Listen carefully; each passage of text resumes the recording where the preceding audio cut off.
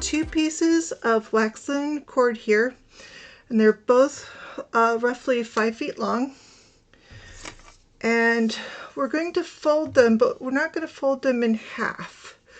And what I really want to do is have because the center strands aren't going to have knots tied to them, so what I want is for the center strand to be roughly 14 inches and have the rest of the length is what we'll be using for tying our square knots with, because it's basically going to be square knots. So we're going to attach to the jump ring on the pendant itself with the lark's head knot, and basically we want to make sure that when we do the lark's head knot that it's facing the same direction with both cords that we tie.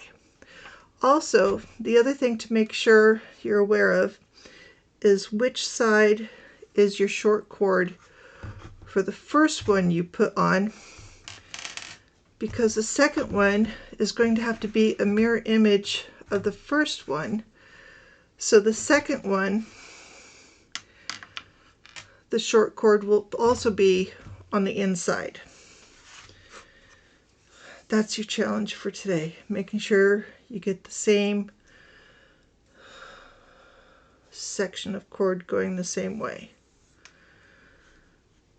So I'm pretty sure I got this lined up. And when I pull this through, the lark's head knot will be going the same direction with this cord as it did with the first cord section.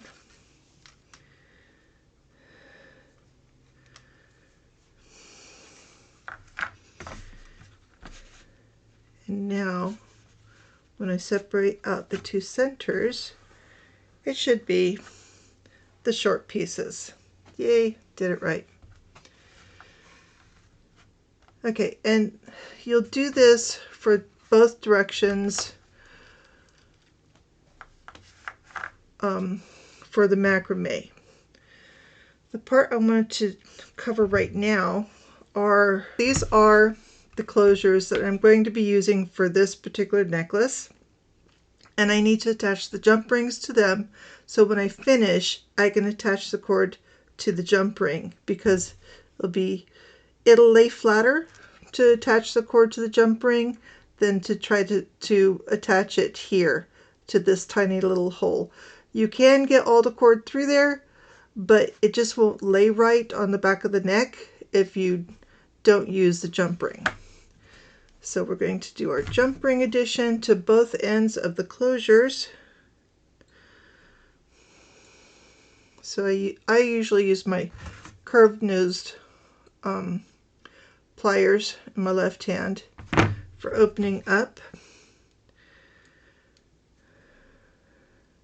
the jump ring.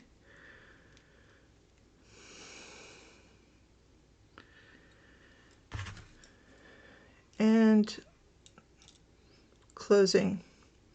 Now for closing it, I usually wiggle it back and forth a bit just to make sure I line things up and don't have a huge gap in the wire. That way the wire for the jump ring lines up.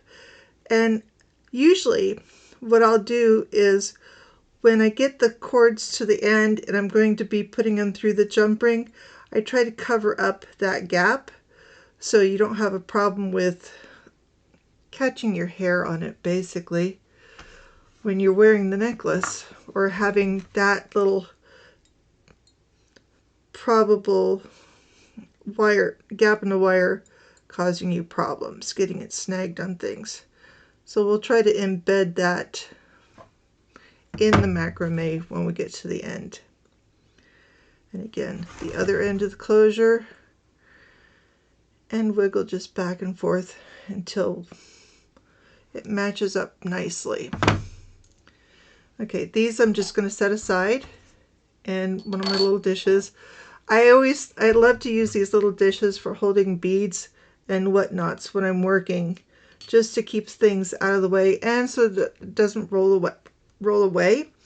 And you'll probably recognize these as being soy sauce dishes. I love them. They're so cool. All right, now comes the fun part, the macrame. So what I'm going to do is here on my cork board, I'm going to pin this down so it doesn't move around on me. And what I want to do is this is just going to be a line of simple square knots, but we don't want it to be terribly boring, so we're going to be adding beads to it. And usually what I like to do is get at least 10 beads onto my cord at a time, so I'm not stopping every couple of knots to string beads. I can go ahead and string a few beads onto the cord ahead of the macrame, just finding the hole in the bead. That's the fun part. There it is.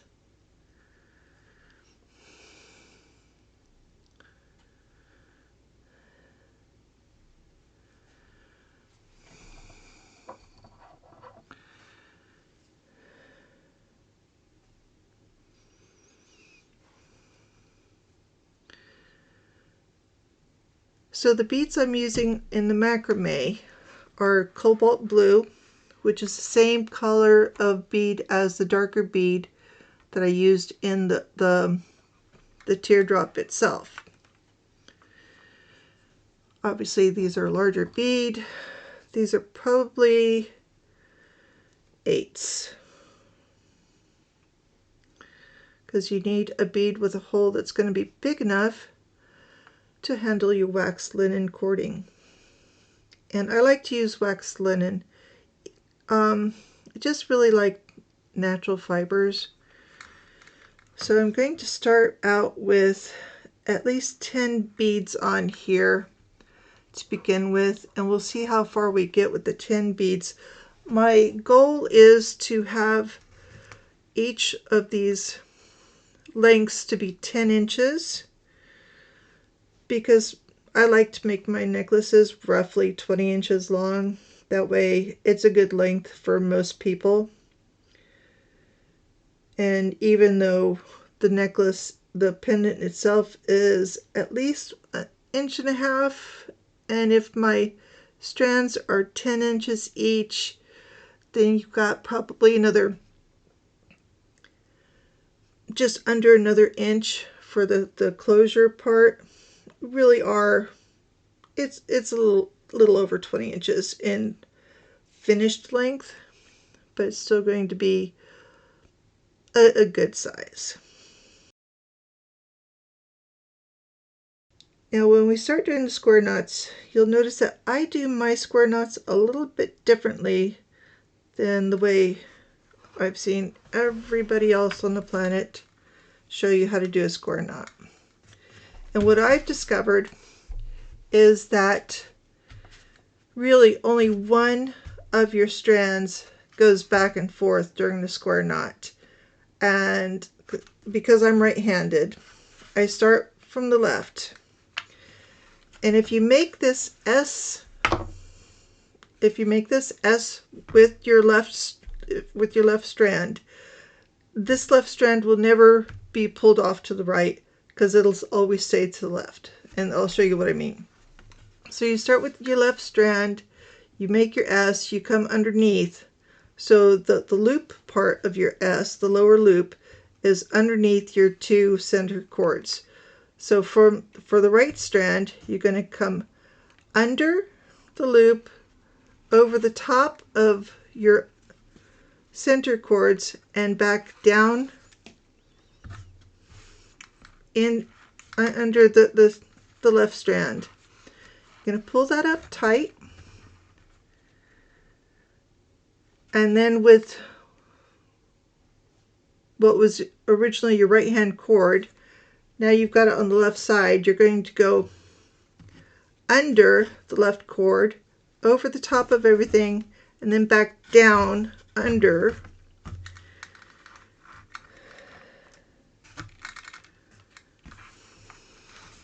And pull it up, and there you've completed your first square knot, and you know that way you don't lose track. Did I do the right side or the left side? If you do it just this way, when you're completed, you'll know you've completed a single square knot. And the way you know that it's a square knot is because you've got a loop over the top on the right side and underneath on the left side. If you flipped it over, you would see it was on the underside. And so what we're going to do is we're going to do 3 square knots.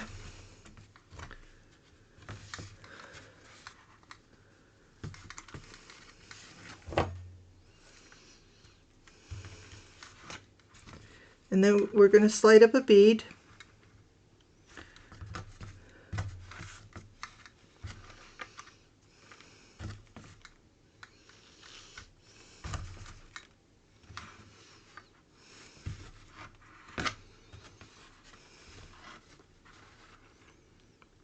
So that's 2.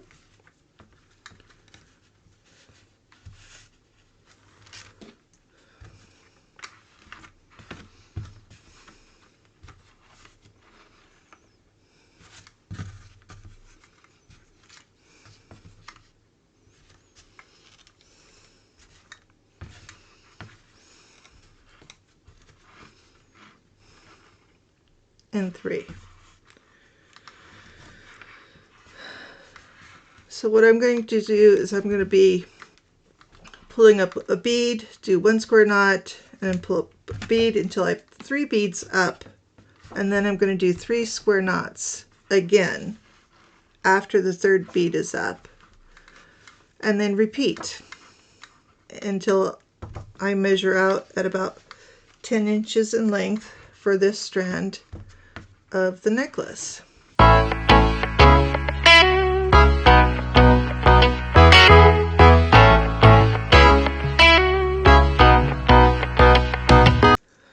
So I did 3, I moved up my 3 beads, 1 square knot in between each, and 3 additional square knots after this section of 3 beads, and then I'm going to do it again.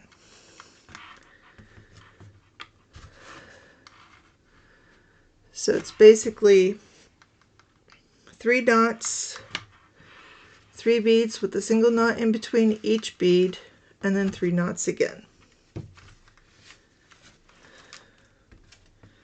And just rinse and repeat until you are done, until you can get to your 10 inches of length.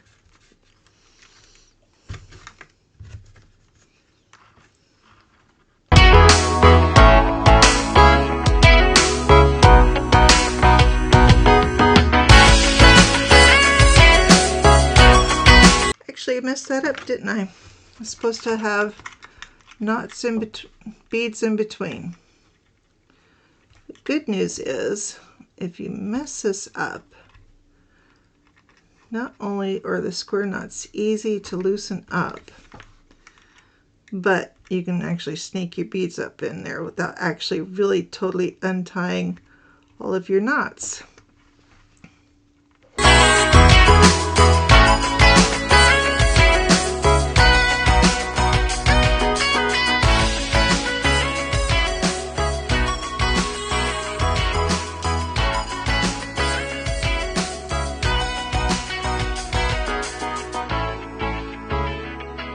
Now we're back to our set of 3, so we've already got the first knot in.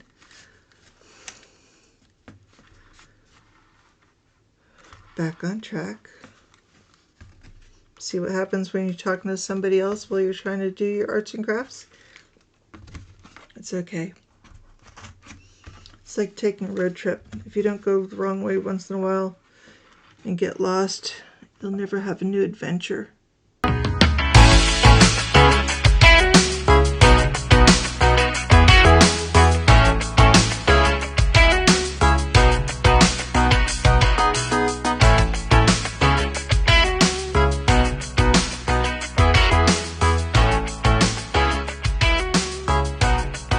I'm going to use my ruler and see how far I've gotten so I figure out about how many more beads I need to thread onto my center strand.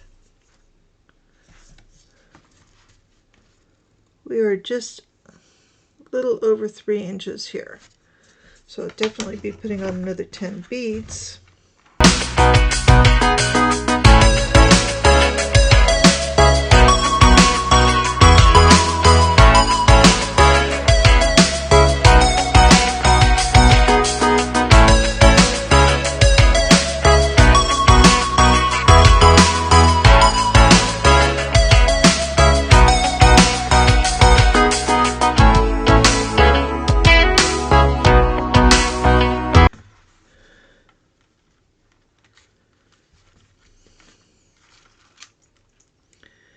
And if that absolutely fails and you have to resort to using a needle, just do one cord at a time. Don't try to do both cords at the same time, because it'll just be too much volume and you'll just make yourself cry. And there's no fun in crying during crafts. Crafts should be a happy time.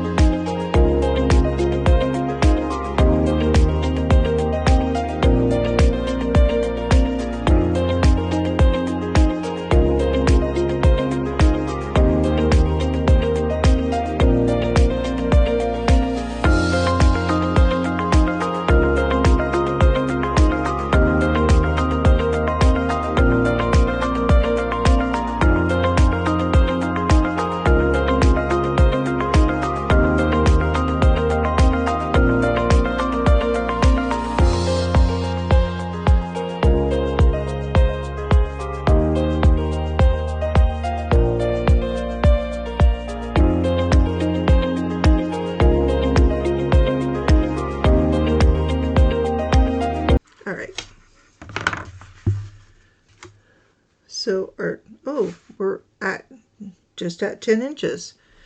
Darn, I'm good. Okay. And what we're going to do now is we're going to lace this all through.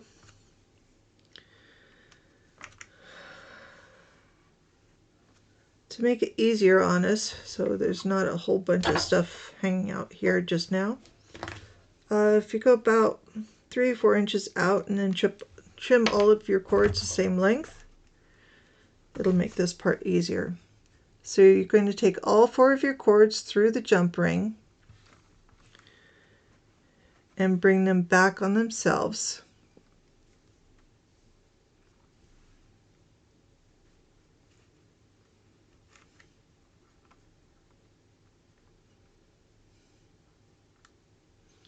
Lining them all up really, really nice and neatly.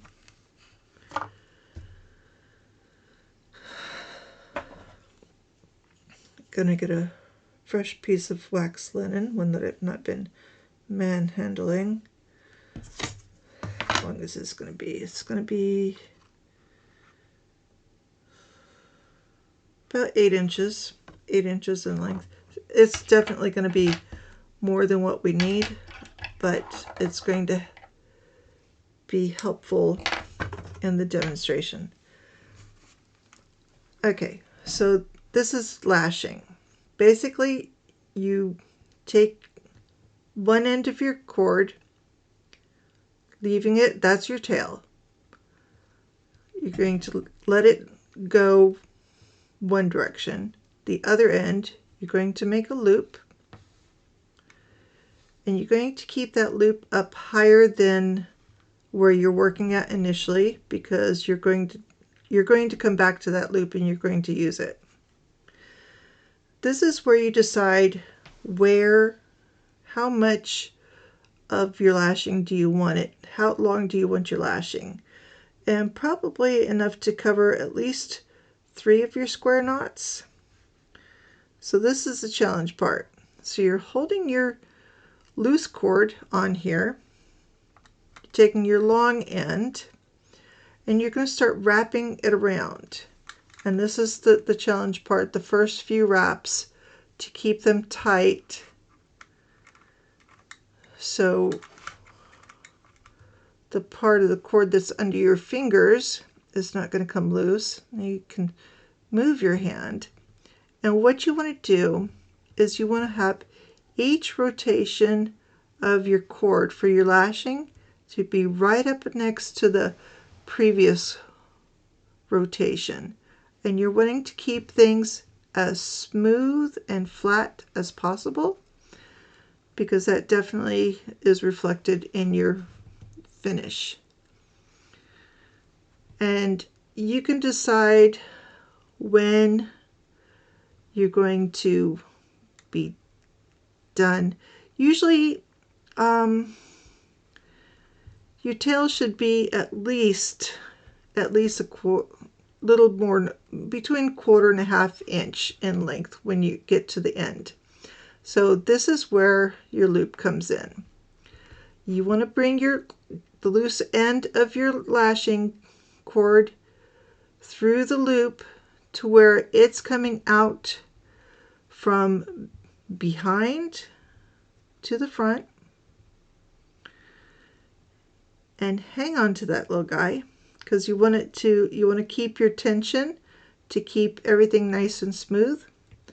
Then you're going to take the other end of your loop that you left hanging, and you're going to pull it. And this is where you make it disappear. So you've pulled it, you pulled the loose end of the cord for the loop. And so now you've got your cord in the loop, tied up against the edge. Now you're going to give it another little tug, and you're going to be pulling your cord underneath. Now what you've done is you've created a bit of a knot in here with the 2 ends of your cord for your lashing, and this is where we trim it, because we're done with this part. Yay! So you trim off that last little tail there, and then you could trim off all of these tails, and you trim them off really right up next to your lashing cord. And that just makes everything disappear. It's all covered up and it's strong.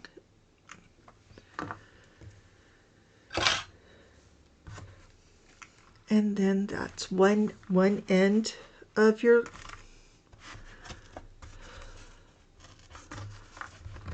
the necklace part, the necklace portion that goes with your pendant. And what I'll do now is I'll repeat it on the other side and finish off with this piece.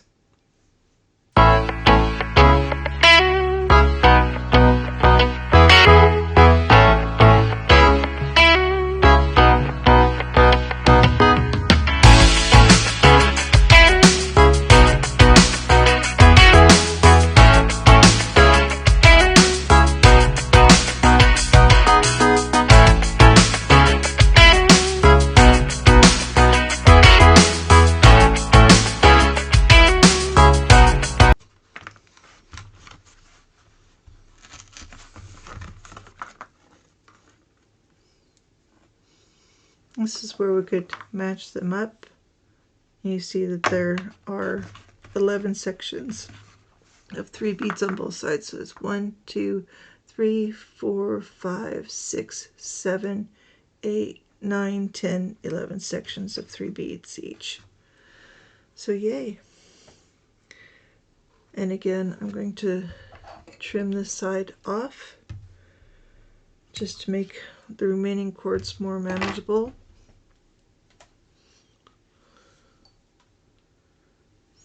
And I actually do have a piece of this remaining, which is more than enough to do our final lashing. And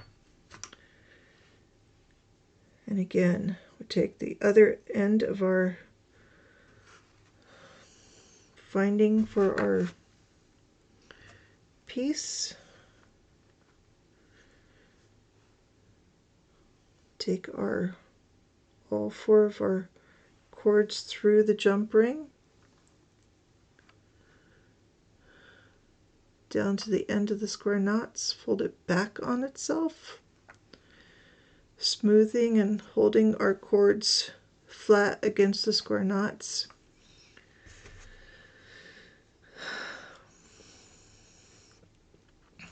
With our finishing cord, we're going to make our loop.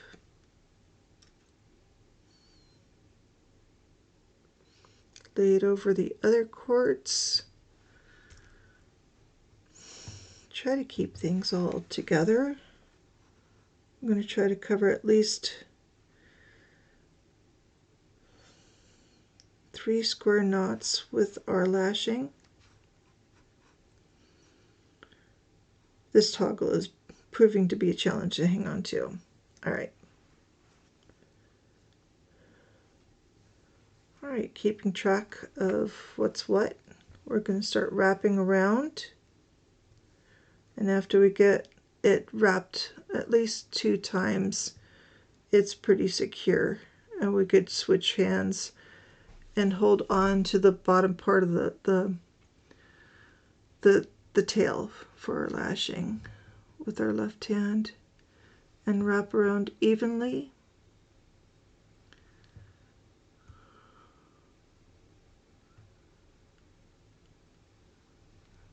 Till we get up to the top. Come back through our loop.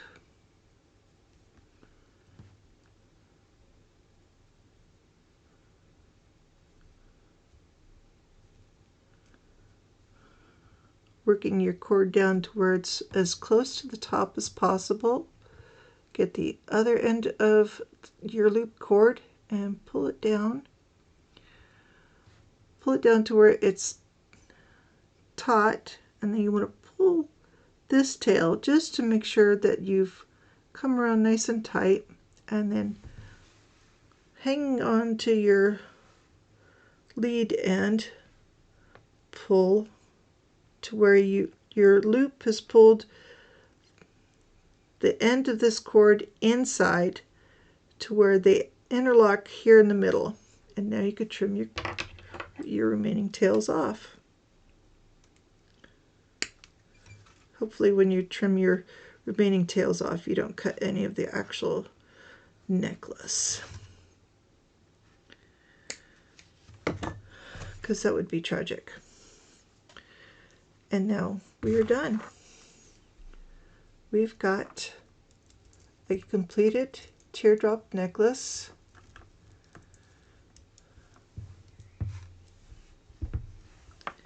And there it is. Quite lovely. And I hope you enjoy wearing it or giving it as a gift. It makes a nice gift as well. So we have all of our teardrop sections, and they line up like a bit of a chevron. I'm happy with that. I hope you enjoyed watching this video, and I'll work on bringing you more stuff. Thank you.